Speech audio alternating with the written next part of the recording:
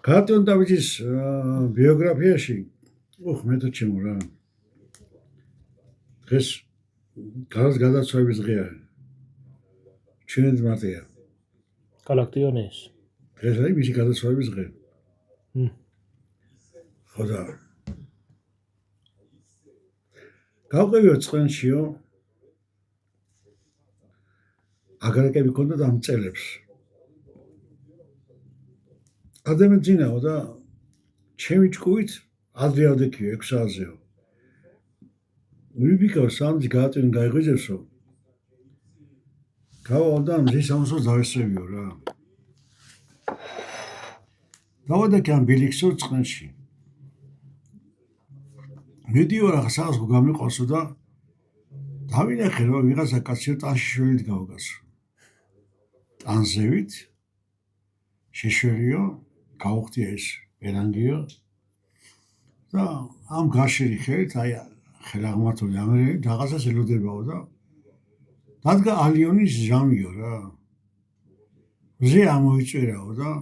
აი ამ დროს გამესმაო და ამ ექვემ აქეთიკიდანაო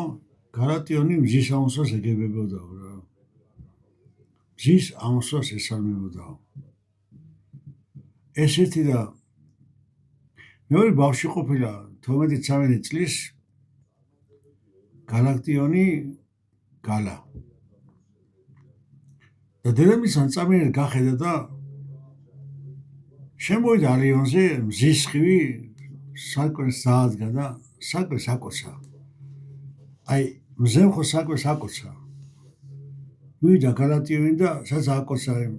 მზის სხივმა იმ საკვებს იამბორა და დედამისმა გაუჩებოდა უთხრა რომ გაგიჟიშვიო გალა რებს აკეთებოდა მზეს ვიამბორებიო დღეს გალატიონის დღეა რა